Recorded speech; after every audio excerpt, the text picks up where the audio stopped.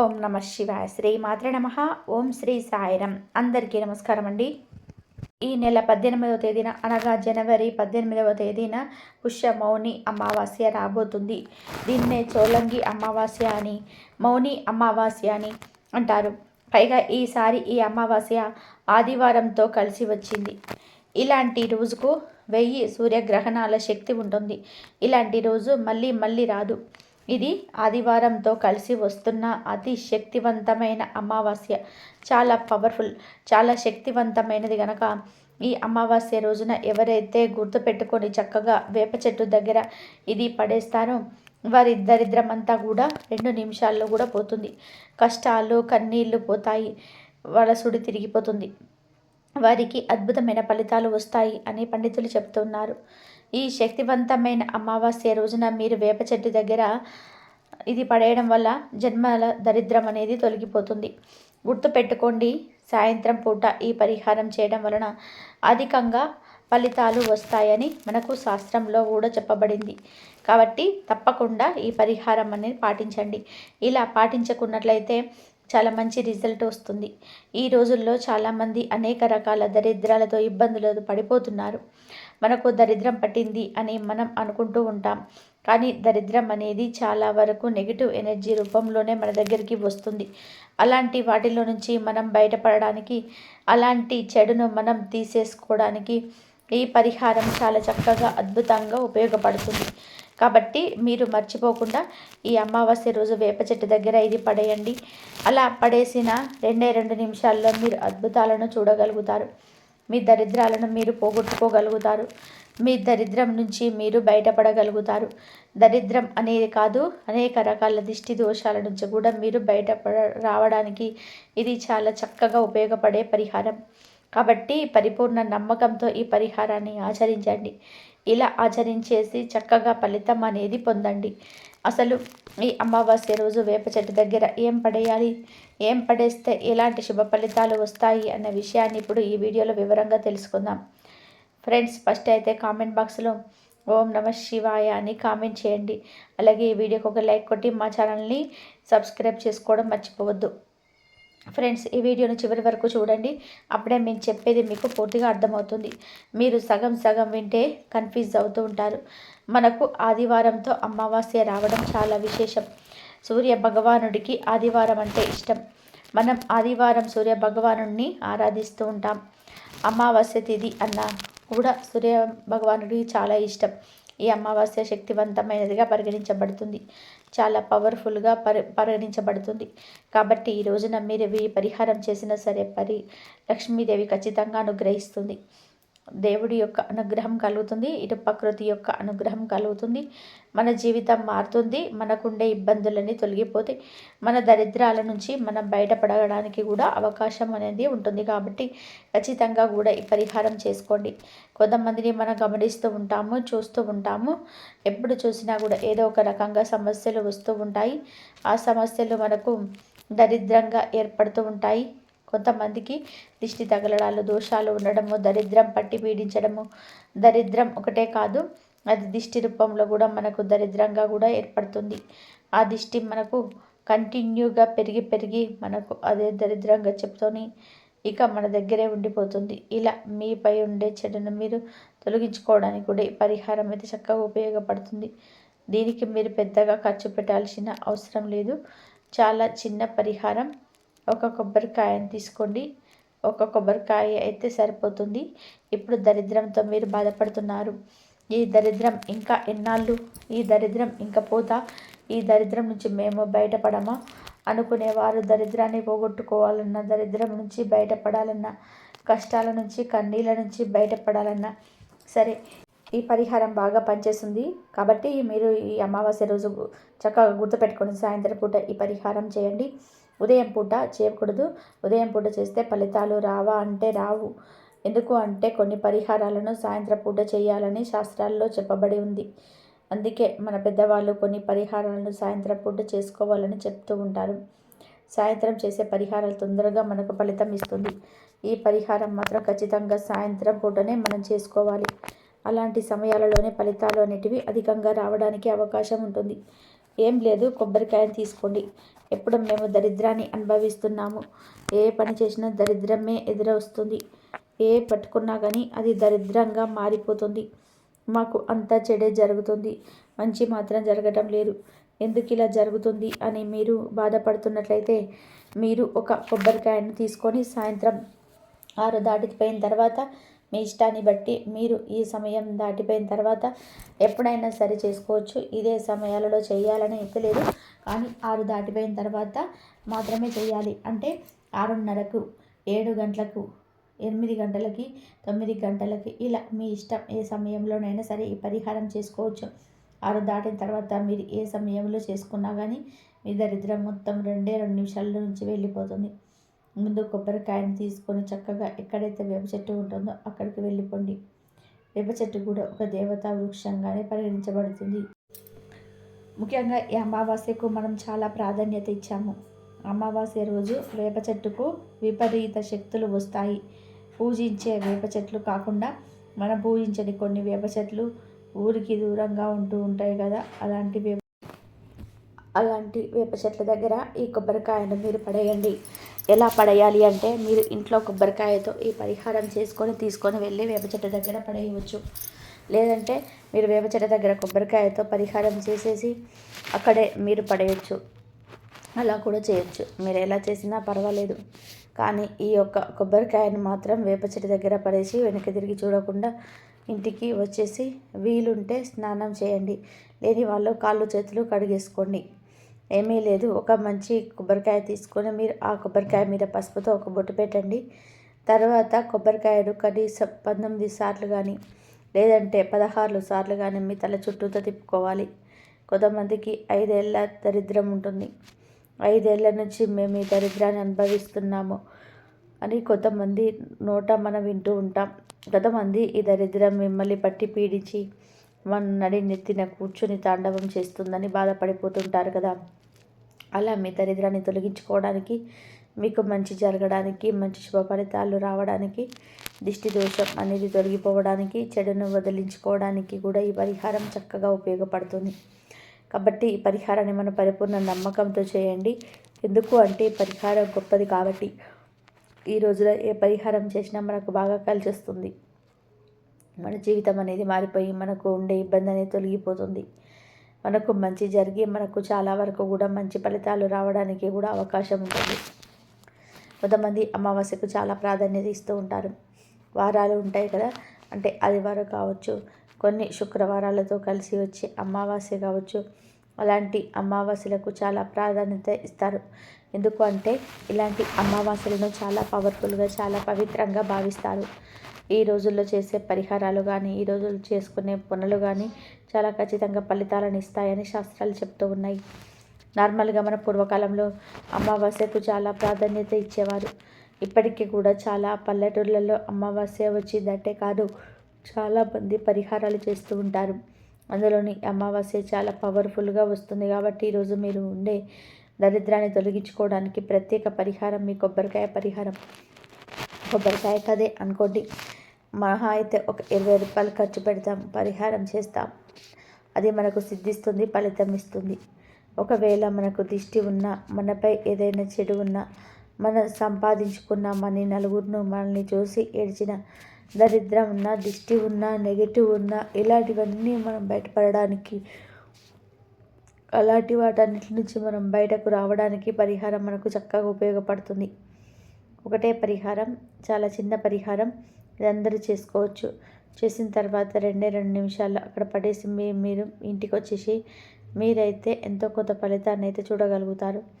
అంత బాగుంటుంది ఈ పరిహారం. తప్పకుండా ఈ పరిహారం ఆచరించండి. గుర్తుపెట్టుకోండి, దగ్గరలో ఉండే వేప చెట్టు దగ్గర చేసుకోకండి. మన ఇంటి నుండి కొంచెం దూరంలో ఉండే వేప చెట్టు దగ్గర కూడా మనం చేసుకోకూడదు. ఎందుకంటే తిరిగి మనకి మళ్ళీ అది కనబడుతుంది కాబట్టి. కనుక కొంచెం దూరంగా వేప చెట్టు ఉంటాయి కదా, అలాంటి వేప చెట్టు దగ్గర చేయండి. కొన్ని గుళ్ళు ఉంటాయి, కొన్ని గుళ్ళల్లో మనం వేప చెట్టుతో పూజించుకుంటూ ఉంటాం. అక్కడ వేప చెట్టును దేవతామూర్తిగా మనం భావించుకొని పూజ చేసుకుంటాం కదా, అలాంటి దగ్గర చేయకండి. ఎందుకంటే అక్కడ చేస్తే మనకు మహాపాపం అన్నమాట. పూజించకుండా ఉండే వేప చెట్లు, కొంచెం మన ఇంటికి దూరంగా ఉండే వేప చెట్లు లేదంటే కొంచెం దూరంగా ఉండే వేప చెట్లు ఇలాంటి దగ్గర మీరు కొబ్బరికాయను పడేయండి. అలా కనుక మీరు చేసుకున్నట్లయితే మంచి మంచి ఫలితాలు వస్తాయి. మీరు మీ కళ్ళతో చూస్తారు. ఇది చేసిన తర్వాత మీరే ఆశ్చర్యపోతారు. ఎందుకంటే మనకు తెలుస్తుంది ఎలాంటి రిజల్ట్ వచ్చింది అనేది, మనకు ఎంత బాగుంది అనేది, మనలో ఒక భావన అనేది ఖచ్చితంగా అయితే కలుగుతుంది. కానీ పడేసి వచ్చిన తర్వాత అయితే వీలున్నంత వరకు స్నానం చేయండి. కుదరని పక్షాన కాళ్ళు చేతులు కడిగేసుకోండి. బట్టలను ఖచ్చితంగా మార్చుకోండి. మన ఒంటిపై ఉండే దుస్తులను మనం మార్చుకోవాలి. మన నుంచి పెద్ద భారం అనేది దిగిపోతుంది. కాబట్టి మనకు మంచి జరుగుతుంది. కావున మన శరీరంపై ఉండే చెడును మనం తొలగించుకోగలుగుతాము. కావున ఇలా అయితే మీరు ప్రయత్నం చేయండి. చాలా మంచి రిజల్ట్ వచ్చి మీ జీవితం అనేది మారిపోతుంది. ఈ కొబ్బరికాయ పరిహారం కేవలం దరిద్రాన్ని తీసేస్తుంది అనుకోకండి. మనలో ఉండే చెడు ఏదైనా మన గాలిలాగా సోకుతుంది, ఏదైనా మనకు తాకుతుంది, ఏదైనా గాలి ధూళి సోకుతుంది, అలాంటివన్నీ పరిహారంతో పోతాయి. దేవుడున్నాడు, దయ్యం కూడా ఉంటుంది, మనలో చెడు అనేది కూడా ఉంటుంది, మనకు నెగిటివ్ అనేది కూడా ఉంటుంది, అన్నీ ఉంటాయి. కొంతమంది నమ్మరు, కొంతమంది నమ్ముతారు. కాబట్టి మీరు మీకుండే చెడును తొలగించుకోవడానికి, మీలో ఉండే చెడును మీరు పోగొట్టుకోవడానికి ఇలా పరిహారం అయితే చేయండి. ముఖ్యంగా గుర్తుపెట్టుకోండి, దరిద్రం నుంచి మీరు బయటపడగలుగుతారు. దరిద్రం అనే మాట దరిదాపులోకి రాకుండా పారిపోతుంది. అంత బాగా ఉపయోగపడుతుంది. మేము ఇబ్బంది పడిపోతున్నారా కన్నుతోటి చాలా బాధపడిపోతున్నాం, మాకైతే అసలు ఏం చేయాలో కూడా అర్థం కావటం లేదు అనుకుంటుంటారు కదా. అలాంటి వాళ్ళకు కూడా చాలా చక్కగా ఈ పరిహారం అనేది అనుకూలిస్తుంది. కావున ఈ పరిహారాన్ని అయితే మీరు పరిపూర్ణ నమ్మకంతో చేయొచ్చు. మంచి ఫలితాలను అయితే పొందవచ్చు. ఏమీ లేదు, ఒక కొబ్బరికాయ తీసుకొని వేప చెట్టు దగ్గరికి వెళ్ళి ఆ కొబ్బరికాయ మీద పసుపుతో బొట్టు పెట్టి ఆ కొబ్బరికాయను మీ చుట్టూ దిష్టి తీసుకున్నట్టుగా 19 సార్లు కానీ లేదంటే 16 సార్లు కానీ మీ తల చుట్టూ తిప్పుకోవాలి.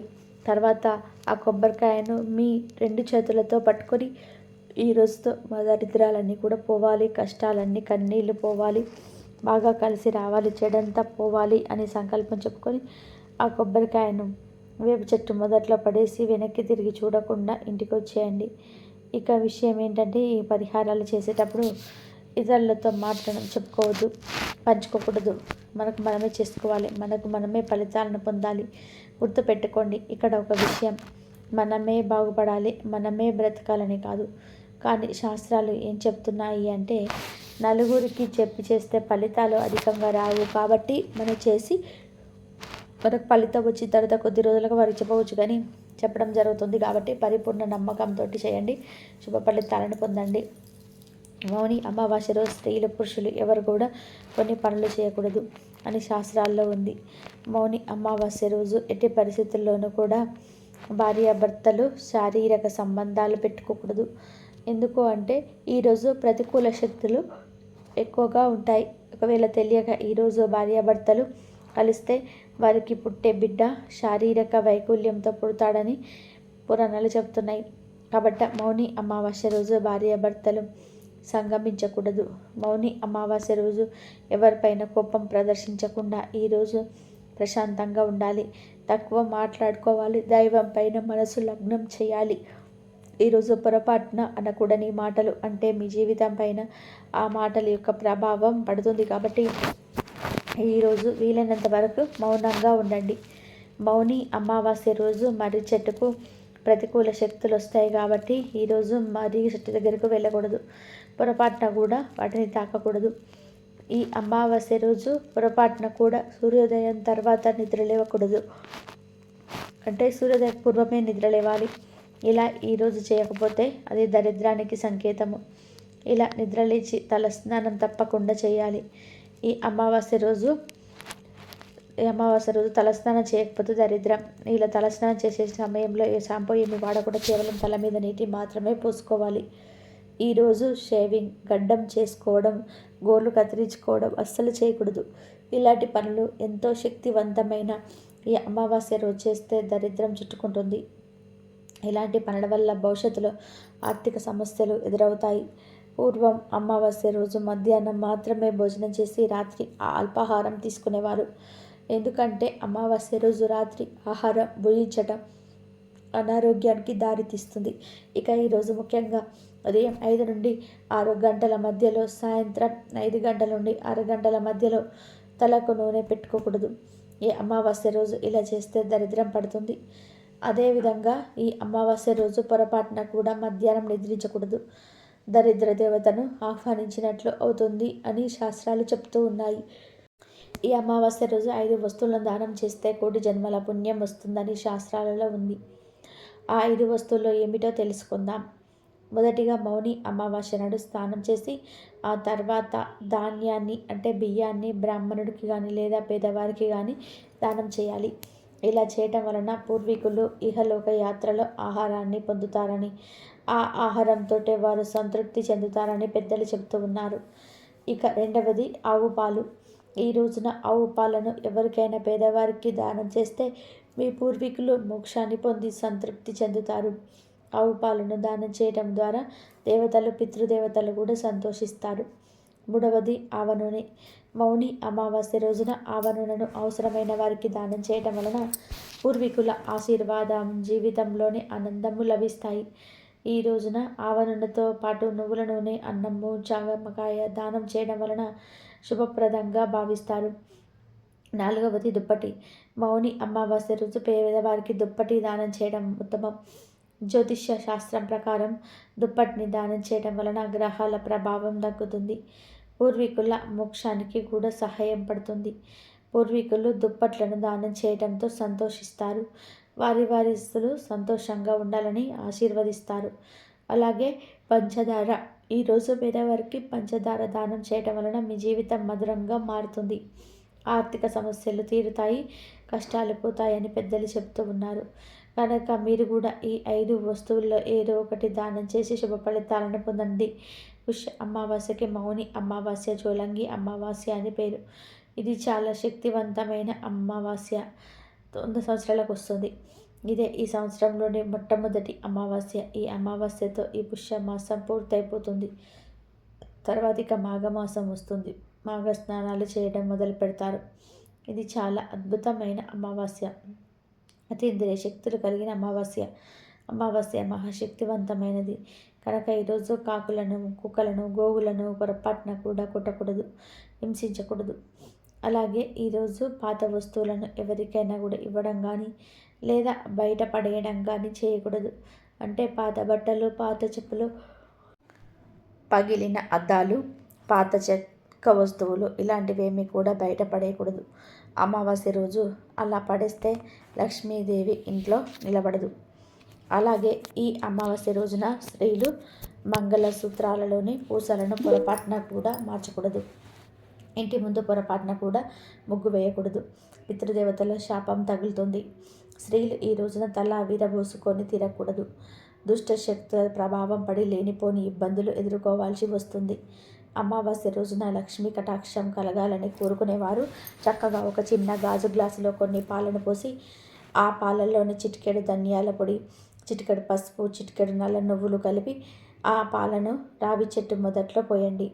ఈ అమావాస్య రోజున రావి చెట్టు మొదట్లో ఇలా పాలు పోస్తే విపరీతంగా లక్ష్మీదేవి అనుగ్రహం కలుగుతుంది. ధన సంపాదన పెరుగుతుంది. అనేక మార్గాలను ధనం మీ దగ్గరకు వచ్చి చేరుతుంది. ఆ పుష్య అమావాస్యకి మౌని అమావాస్య అని కూడా పేరు ఉంది. మౌని అమావాస్య అనే పదాలలో ఉన్న ఆధ్యాత్మిక తత్వం ఎంతో గొప్పది. ఈ రోజున ఉపవాసం ఉండి మౌన వ్రతం పాటించి నోటి నుంచి ఒక్క మాట కూడా రాకుండా జాగ్రత్తగా తీసుకుంటారు. ఈ అమావాస్య రోజున శివుడికి, శనిదేవుడికి పూజలు చేస్తారు. ఈరోజు అన్నదానం, వస్త్రదానం చేయటం వలన గత జన్మలో చేసిన పాపాలు తొలగిపోతాయి. ఈ రోజంతా కూడా మౌన వ్రతం చేస్తే మంచిది. అలా రోజంతా కూడా మౌన వ్రతం చేయలేని వారు మనసులోని కోరికను కాగితం పైన తులసి లేదా పసుపు కొమ్ముతో రాసి అరచేతుల్లో ఉంచి దానినే కళ్ళార్పకుండా చూడాలి. ఇలా ఎంతసేపు చూడగలిగితే అంతవరకు చూసి రెప్పలు వేసే సమయం వచ్చినప్పుడు ప్రకృతి మాత నా ఈ కోరిక తీర్చు అని మనసులోనే కోరుకొని ఆ కాగితం పైన నోటితో ఊది మరవాలి. అనంతరం దానిని పూజా మందిరంలో దేవుడి పటం వెనక ఉంచితే ఆ కోరిక తప్పక నెరవేరుతుందని, అద్భుతం జరుగుతుందని పండితులు చెప్తూ ఉన్నారు. పుష్య మాసంలో వచ్చే బహుళ అమావాస్యను చోలంగి అమావాస్య లేదా మౌని అమావాస్య అంటారు. ఈ అమావాస్యను చాలా శక్తివంతమైన విశేషమైన రోజు. మనకు విష్ణు సహస్రనామాల్లో ఉండే ఒక నామాన్ని నిరూపించడానికి విష్ణుమూర్తి భూమి మీద వైద్య వీర రాఘవ స్వామి అనే రూపంతో అవతరించిన అద్భుతమైన దినం ఇది. ఈ రోజున రోగహరణ శక్తి ఉంది. అయితే ఎవరినైనా సరే దీర్ఘకాల రోగాల నుండి విశేషంగా ఆ రోజు ఆ వీర రాఘవ స్వామిని 3 పనులతో ఆరాధించగలిగితే ఆ రోగాలన్నీ కూడా మాయమైపోతాయి. ఈ అమావాస్యకు అంతటి శక్తి ఉంది. మరి పుష్య అమావాస్యకు ఆచరించవలసిన ఆ 3 పద్ధతులు ఏమిటి అనే విషయాలను తెలుసుకుందాం. మొట్టమొదట ఈరోజు స్వామివారిని ఆరాధించడానికి 3 మార్గాలున్నాయి. అవి చేసే ముందు వైద్య వీర రాఘవ స్వామి వారి ఫోటో తెచ్చుకోవాలి. అలా చేశాక ఇప్పుడు మనం చెప్పుకోబోయే విధానంగా ఆరాధించుకోవాలి. మొట్టమొదట ఒక ప్రత్యేకమైన దీపం వెలిగించుకోవాలి. ఆ దీపం ఎలా వెలిగించుకోవాలి అంటే పంచదారను పొడిలాగా చేసి బియ్యం పిండిలో కలిపి చిటికెడు యాలకుల పొడిని కూడా కలిపి ఈ పిండినంతా కూడా ఒక పళ్ళెంలో వేసి మధ్యలో చిన్న గుంటలాగా చేసి అందులో ఆవు నెయ్యి పోసి ప్రమిదల్లాగా చేసి అప్పుడు దీపం వెలిగించండి. ఆ తర్వాత ఇంట్లో ఎవరికైనా సరే దీర్ఘకాలిక వ్యాధులుంటే వాళ్లకు వెండితో ఒక చిన్న కడియం చేయించండి. అంటే వెండి తీగతో ఒక కడియం చేయించండి. స్వామివారి మీద కూర్చొని సంకల్పం చేసి, స్వామి నీ దయ వలన గనక ఈ వ్యాధి తగ్గి మాకు తిరిగి ఆరోగ్యం బాగుంటే పిర్వల్లూరు వచ్చి మీ దర్శనం చేసుకుంటాం. ఈ వెండి కడియాన్ని అక్కడ ఉండిలో వేస్తాము అని సంకల్పం చేసుకొని అప్పుడు స్వామికి పూజ చేయండి. ఆ మామూలు నిత్య పూజలాగా చేయండి. అలాగే ఆ రోజు చేయాల్సిన 3వ పని ఏమిటి అంటే మీ ఇంటి దగ్గరలో చెరువు ఉంటే చెరువు, లేకపోతే బావి దగ్గర అయినా సరే, లేదా మీ ఇంట్లో చిన్న గిన్నెలో నీళ్లు తీసుకొని ఆ నీళ్ళల్లో ఇంటిల్లిపాది కూడా ఒక చిన్న బెల్లం ముక్క తీసుకొని ఆ నీటిలో గిన్నె చుట్టూ కూడా ప్రదక్షిణ చేసి తిరువల్లూరులో ఉన్న పుష్కరిణికి చేస్తున్నాం అనే భావనతో చేసి ఆ తర్వాత ఇంట్లో వాళ్ళందరూ కూడా బెల్లం ముక్కను గిన్నెలో వేయండి. ఇలా బెల్లం ముక్కల గిన్నెలో వేయండి. ఇలా ఈరోజు వైద్య వీర రాఘవ స్వామిని ఆరాధించాలి. ఆ తర్వాత రోజంతా కూడా అయిపోయాక పూజ అంతా అయిపోయిన తర్వాత ఆ దీపం కొండెక్క ప్రసాదం అంతటిని కూడా అంటే బియ్యం పిండి, పంచదార, యాలకుల పొడితో కూడిన దాన్ని నెయ్యితో చిన్న చిన్న ఉండలుగా చేసి ఇంట్లో అందరు కూడా తినండి. తర్వాత వ్యాధి తగ్గిపోయాక తిరువల్లూరు వెళ్ళి తప్పకుండా ఉండిలో వెండి కడియం వేసి స్వామిని దర్శనం చేసుకోండి. ఈ విధంగా చేసి దీర్ఘకాలిక వ్యాధుల నుండి బాగైన వాళ్ళు లక్షల్లో ఉన్నారు. అంతటి శక్తివంతమైన విష్ణు స్వరూపం ఈ వైద్య వీరవ రాఘవ స్వామి అవతారం. ఈ తిరువల్లూరు చెన్నైకి దగ్గరగా ఒక 40 కిలోమీటర్ల దూరంలో ఉంది. మనకు మొత్తం 108 దివ్య దేశాలు ఉన్నాయి. వాటిల్లో తిరువల్లూరు కూడా ఒక దివ్య దేశం. ఈ క్షేత్రం అమావాస్య రోజు అత్యంత శక్తిని పుంజుకొని ఉంటుంది. ఈరోజు ఇక్కడికి వేల మంది జనాలు వస్తారు. చోలంగి అమావాస్య రోజు ఈ క్షేత్రం పరిపూర్ణమైన శక్తిని పొందుతుంది. అక్కడికి వెళ్ళి దర్శనం చేసుకుంటే ఎలాంటి రోగాలైనా సరే మాయమవుతాయి. ఇక్కడ మృత్పాపనాశిని అనే ఒక పుష్కరిణి ఉంది. ఈ పుష్కరిణిలో ఒక బెల్లం ముక్క వేసి స్వామికి నమస్కారం చేసుకుంటారు. ఈ పుష్కరిణి ఎప్పటి నుంచో కూడా ఉన్న దివ్య పుష్కరిణి. పరమేశ్వరుడు వీరభద్రుని రూపంలో వచ్చిన స్నానం చేసిన అపరూపమైన సరస్సు ఇది. ఆనందం, ఆరోగ్యం, ఆత్మగౌరవం ఇస్తుంది. ఈ వైద్య వీరరాఘవ స్వామి చోలంగి అమావాస్య రోజు అత్యంత శక్తి ఈ ఆలయంలో ఉంటుంది. ఈరోజు మనం చెప్పుకున్న విధానంగా చేస్తే ఎలాంటి వ్యాధులనైనా నయం అయ్యే సకల శుభాలు కలుగుతాయి. ఈ వీడియో కనుక మీకు నచ్చినట్లయితే ప్లీజ్ లైక్ చేయండి, షేర్ చేయండి, సబ్స్క్రైబ్ చేయండి. మరొక మంచి వీడియోతో మళ్ళీ కలుద్దాం. ఇంతవరకు చూస్తున్నందుకు ధన్యవాదాలు. ప్లీజ్ లైక్ చేయండి.